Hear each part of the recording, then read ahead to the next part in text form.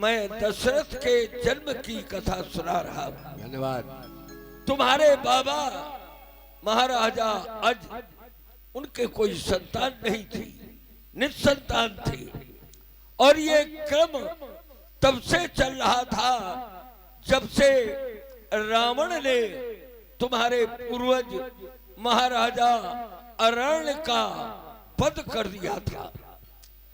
अरण्य ने मरते समय रावण को शाप दे दिया था कि रावण एक दिन मेरे ही वंश के द्वारा तेरे वंश का विनाश होगा, तेरा सारा वंश नष्ट हो जाएगा।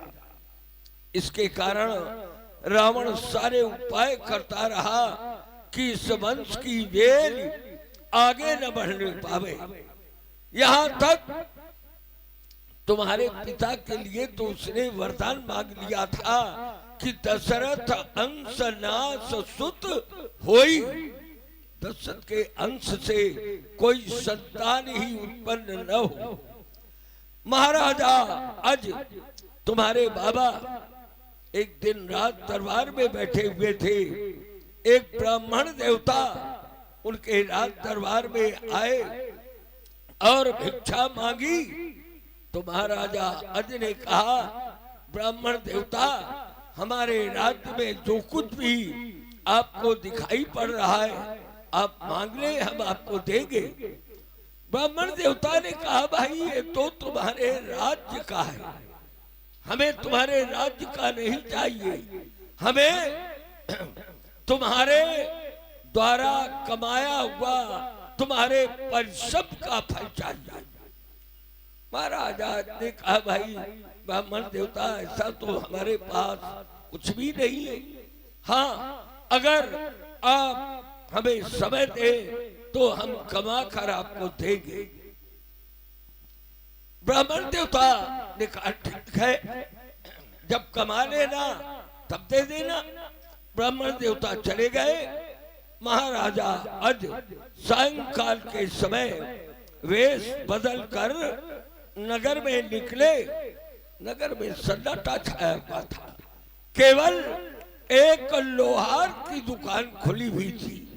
वहां पहुंचे, लोहार से कहा कि मैं तुम्हारे यहाँ कुछ कार्य करना चाहता हूँ और उसका पारिश्रमिक चाहता हूँ। लोहार ने कहा, काम तो है लेकिन बड़ा कठोर है, कर पाएंगे आप? महाराजा अज ने कहा, मैं कठोर से कठोर कार्य करूंगा, आप बतावें।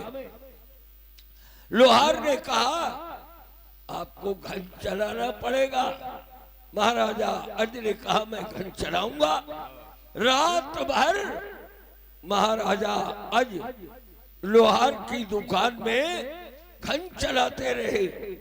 प्रातःकाल उस लोहार ने एक स्वर्ण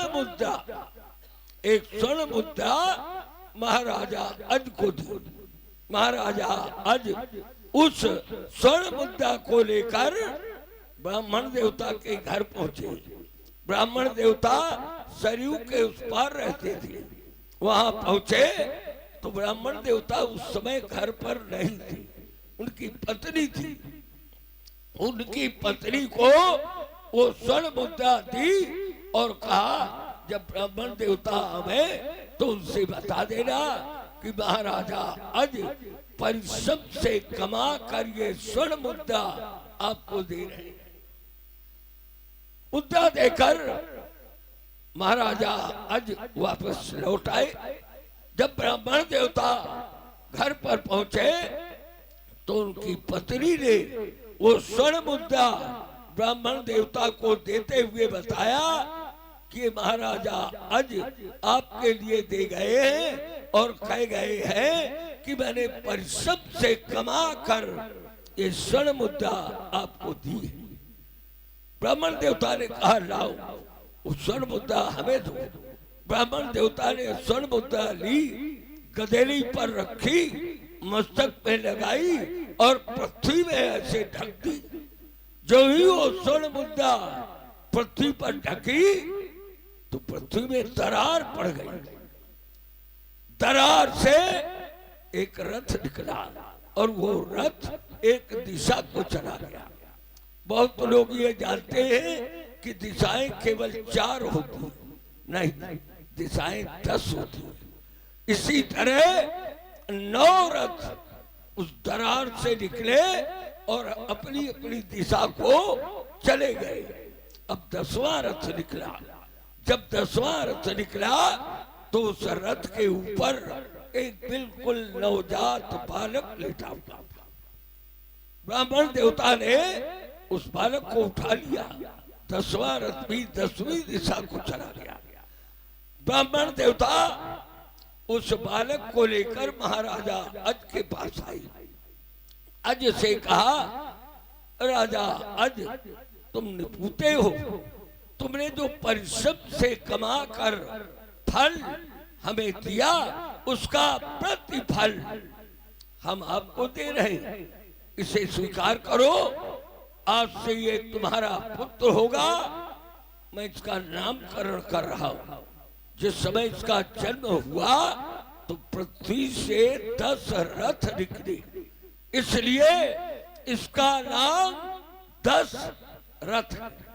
इस तरह तुम्हारे पिता का जन्म हुआ और तुम्हारे पिता जैसा यशस्वी आज तक कोई राजा नहीं हुआ। कहा गया 10 सहस्त्र रविकर विभव और 10 दिशा रथ जाए, राम लखन जाके सुमन दशरथ कहिए ताई। धर्म धुरीण धुरंधर देवा, साधु समाज सकल जिन सेवा। ऐसे तुम्हारे पिता महान तेजस्वी राजा है। विगत दिवस गुरुवार सो भागी, संध्या करनी चले दो भागी।